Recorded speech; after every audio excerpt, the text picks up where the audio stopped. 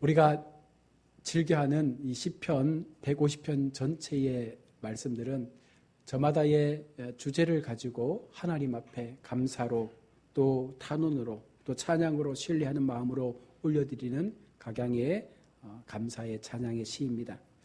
특히 오늘을 우리가 함께 살펴볼 시편 28편도 감사의 제목을 가지고 하나님 앞에 감사시로 올려드리고 있습니다. 감사시는 하나님의 도우심을 통해서 고난과 역경, 환난을 이겨낸 사람들이 바로 하나님 앞에 그 고마움의 마음을 깨닫고 올려드리는 믿음의 간증과도 같은 것입니다. 오늘 시편 18편의 표제를 보시면 위기 상황에서 벗어난 하나님께 감사하는 마음을 고백했던 다윗의 고백이 보여집니다. 여호와의 종 다윗의 시, 인도자를 따라 부르는 노래. 여호와께서 다윗을 그 모든 원수들의 손에서와 사울의 손에서 건져주신 날에 다윗이 이 노래의 말로 여호와께 아뢰어 이르되. 사울을 이어 이스라엘의 제2대 왕으로 등극한 다윗이었지만 사실 그의 여정이 왕이 되었다고 해서 그저 순탄하기만 한 것은 아니었습니다. 수많은 고통과 시련, 위기와 환난의 나날들이 늘 다윗 앞에 놓여졌습니다. 하지만 그럼에도 불구하고 그는 그 많은 환난과 위기의 상황들을 뚫고 바로 하나님께서 부여해 주신 왕의 자리에 오르게 되고 또한 그 왕위를 지키면서 마지막까지 하나님께서 기뻐하시는 하나님 마음에 합한 믿음의 삶을 살았던 것입니다. 이후는 그 상황들을 이겨내고 그 자리에 있게 해주신 하나님의 그 은혜를 기억하며 감사의 마음으로 고백하고 있는 것이 오늘 시편 18편 말씀입니다. 오늘 본문 3절에 기록된 것처럼 다윗에게는요 많은 원수가 있었습니다. 내가 찬송받으실 여호와께 아뢰리니 내 원수들에게서 구원을 얻으리로다. 골리앗이라는 거인 장수를 앞세워 이스라엘을 위협했던 블레셋 족속과 시글락을 쳐서 불사르고 남녀노소 할 것 없이 끌고 갔던 아말렉 족속, 한온 왕을 중심으로 한 암몬 족속 등 많은 그 원수들이 다윗의 삶 가운데 늘 존재했습니다. 그러나 어쩌면 다윗에게 가장 큰 두려움과 위협의 대상은 바로 그의 장인이었던 사울 왕이었습니다. 다윗이 얼마나 장인 사울을 자신이 미워했던 존재로 기억했는지 그의 표제에 원수들 안에 사울을 포함시키는 것이 아니라 원수들과 구분해서 사울을 따로 언급하며 그렇게 이야기를 하고 있습니다.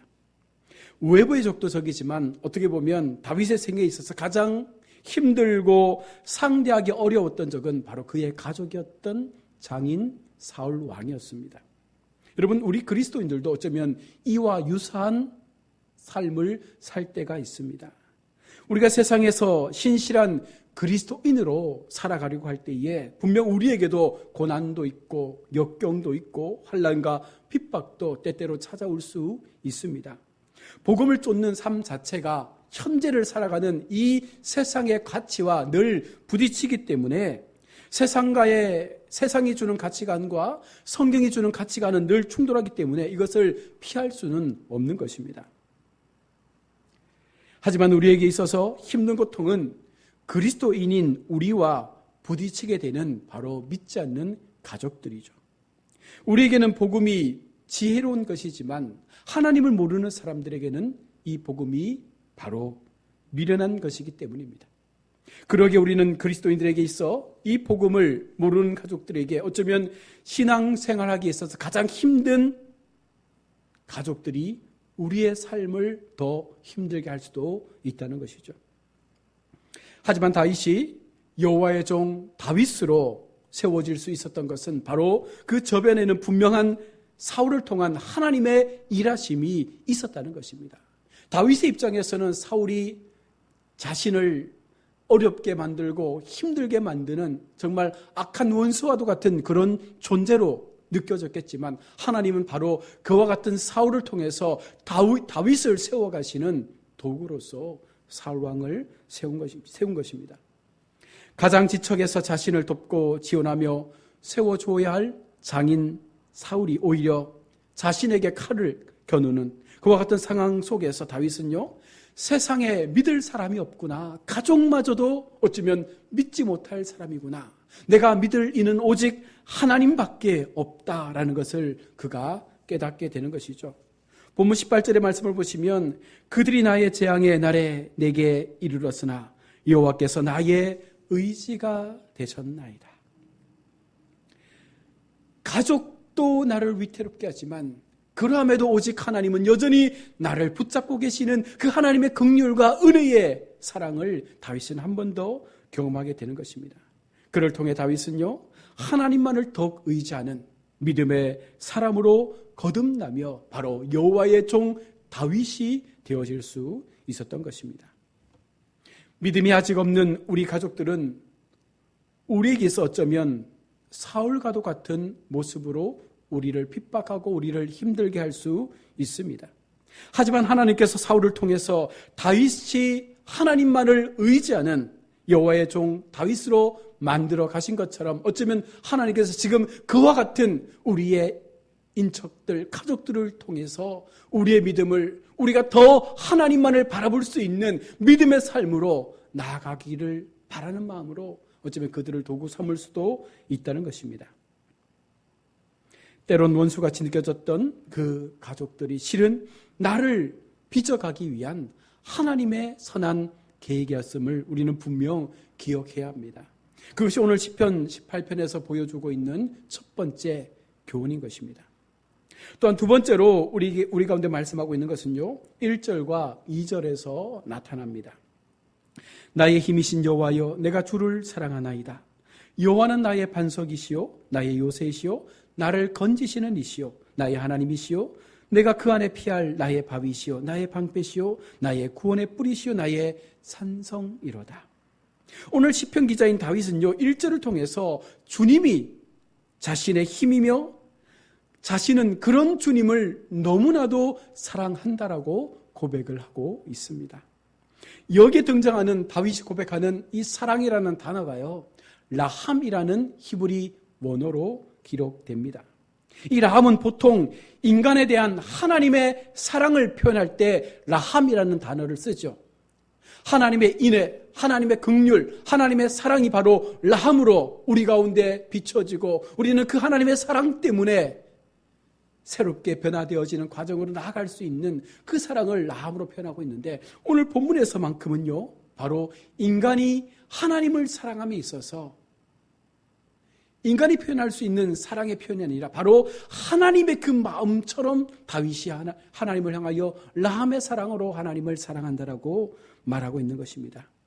일부 학자들은요, 인간은 하나님의 인간을 향한 그 사랑만큼 그분을 사랑할 수 없다. 왜냐하면 한계를 가지고 있기 때문에 그렇다는 것입니다. 그래서 이 본문 라함을 충성과 헌신의 의미로 해석을 하기도 합니다. 물론 인간이었던 다윗은 분명 자신을 향한 그 하나님의 사랑만큼 하나님을 사랑하지는 못합니다. 그런 존재가 될 수 없습니다. 우리 모든 인간은 그럴 수 없는 존재입니다. 하지만 다윗은요, 자신을 향한 하나님의 사랑의 너비와 깊이와 높이와 그 넓이가 어떠한가를 이미 몸소 체험한 사람이었습니다. 그가 사울로부터 추격당하고 위기의 상황이 놓일 때마다 하나님은 그의 반석이 되어주셨습니다. 그가 몸을 숨길 수 있는 거대한 바위가 되어주셨습니다. 피할 수 있는 요새가 되어주셨습니다. 죽음으로부터 그를 건져내 주셨던 것입니다. 또한 하나님은 바위처럼 변함없이 늘 다윗의 곁에서 다윗과 함께 동행해 주신 것입니다. 그를 대적들로 보호해 주시는 방패요 산성이요 마지막 그의 생애의 승리를 안겨주신 구원의 뿌리였음을 그는 기억하고 있는 것입니다. 그는 하나님의 사랑을 알고 있었던 다윗이었기에 바로 인간인 자신이 라함의 사랑으로 하나님을 사랑할 수 없지만 그럼에도 어떻게든 표현하고 싶어서 지금 라함이라는 단어를 통해서 하나님을 사랑한다라고 고백하고 있는 것입니다.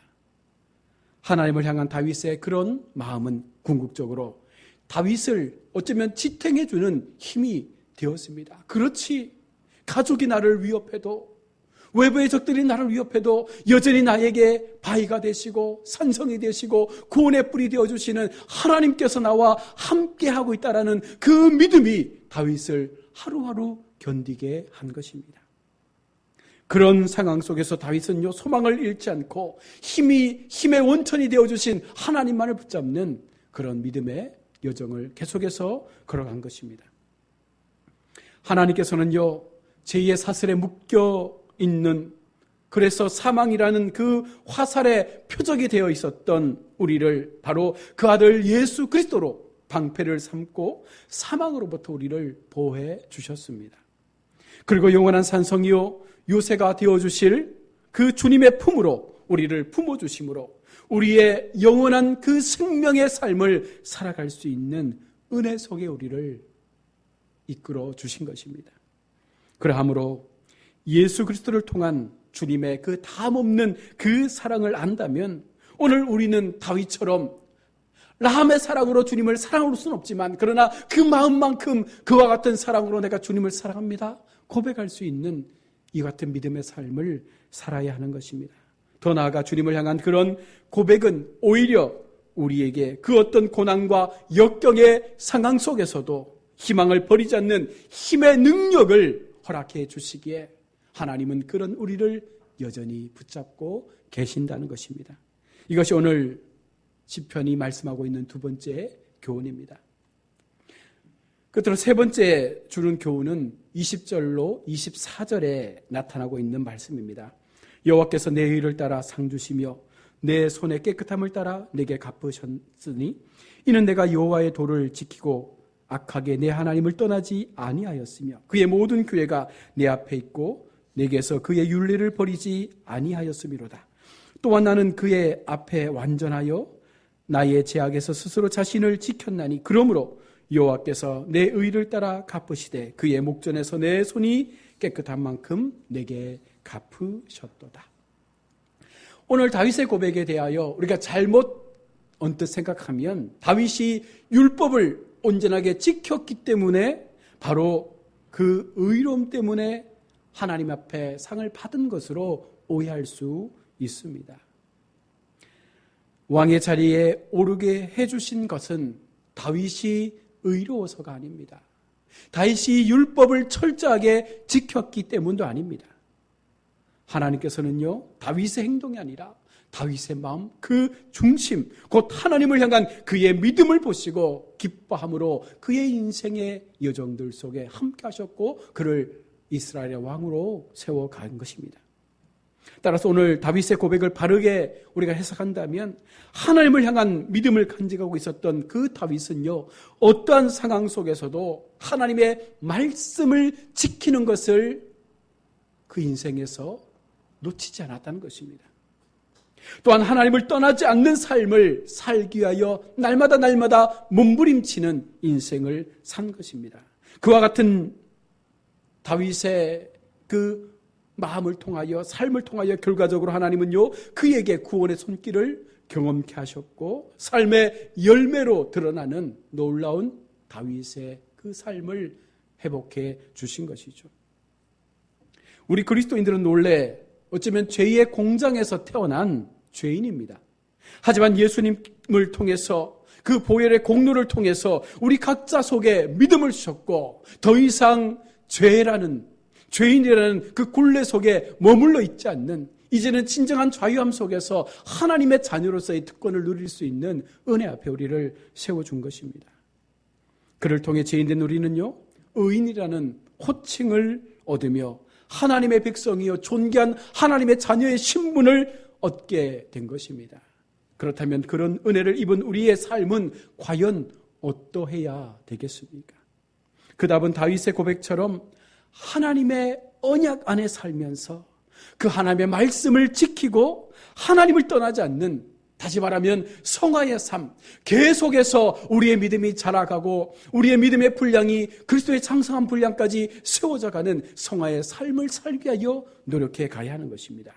그것은 결과적으로 그리스도인들로 하여금 바로 세상의 올무와 덫으로부터 매 순간 하나님의 구원의 손길을 경험하게 되는 바로 은혜의 통로가 될 것임을 분명하게 오늘 말씀은 우리 가운데 교훈해주고 있습니다.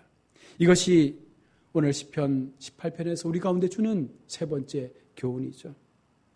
때로 나를 아프게 하는 가족들이 있지만 그 가족들로 인하여 내 마음이 어찌할 수 없고 감당할 수 없는 힘든 상황에 놓일 수도 있지만 여러분, 이조차도 우리가 하나님 앞에 은혜로 기억하며 나를 다듬어 가시는 하나님의 역사가 이렇게 세워가는구나. 오히려 더 기도하며 더 그 마음의 중심을 하나님 앞에 세워가며 믿음의 선한 역사를 이루어가야 되지 않겠습니까? 오늘 또 주는 설 명절을 끼고 있습니다. 우리가 많은 가족들, 오랫동안 보지 못했던 가족들을 만날 수도 있습니다. 그 가족 가운데 특별히 하나님을 알지 못하는 또 가족들은 우리를 믿음이라는 이 부분을 놓고 핍박하기도 하고 또 여러 가지 많은 안 좋은 소리를 내뱉을 수도 있습니다. 그러함에도 여러분, 우리의 마음속에 하나님께서 또 그를 통하여, 그런 가족들을 통하여 내 마음 가운데 무언가 깨닫게 하시는 하나님의 뜻이 있겠구나. 여러분, 기도하면서 그 뜻을 깨닫고 그럼에도 우리가 그 상황을 믿음으로 지킨다면 하나님은요, 그와 같은 상황 속에서도 분명한 하나님의 산성과 바위 되심의 역사를 우리 가운데 보여주실 것입니다. 또한 주님께 대한 남의 그 고백, 오늘 우리에게도 그와 같은 사랑을 가지고 하나님을 사랑할 수 있는 참 믿음의 사랑, 우리 중심에 온전함으로 하나님을 높여드릴 수 있는 그 거룩한 사랑의 삶을 우리가 함께 걸어갈 수 있는 믿음의 우리 동역자들이 되기를 원합니다. 여전히 하나님은 우리 가운데 말씀을 주셨고 우리 그리스도인들이 하나님의 말씀을 따라서 거룩한 성화의 삶으로 날마다 우리의 어린아이 같았던 그 믿음의 신앙들이 장성한 신앙으로 세워져서 하나님께서 기뻐하시는 그런 모습으로 우리가 세워지기를 주님은 원하시고 있습니다. 우리가 성화의 삶을 살아갈 때에 어쩌면 그 믿음은 더욱더 힘있게 움직여지게 될 것입니다. 이 사실을 기억하면서 여러분, 오늘도 하나님이 주신 내게 허락하신 이 믿음의 삶을 이 같은 마음으로 걸어가야 하는 줄로 믿습니다. 언약 안에 사는 삶. 여러분, 다윗이 하나님의 언약을 너무나 믿었기에 그 언약의 신실함을 다윗은 날마다 기억하며 살았기에 힘들고 어려운, 어쩌면 사망이라는 그 죽음의 공포 앞에서도 다윗은 담대하게 하나님을 바라보므로 그 사망조차도 넘어가는 그런 믿음의 모습들을 보여주었습니다. 오늘 우리에게도 이 같은 언약에 대한 확신과 믿음의 삶을 통하여 마지막까지 하나님을 붙잡는, 하나님을 신뢰하는, 하나님을 의지하는, 하나님을 나의 주인 삼는, 오직 하나님께서 인도하시는 그 믿음의 길을 견고하게 걸어가시는 우리 모든 복된 성도들 다 될 수 있기를 주님의 이름으로 축원합니다. 아멘. 기도하겠습니다.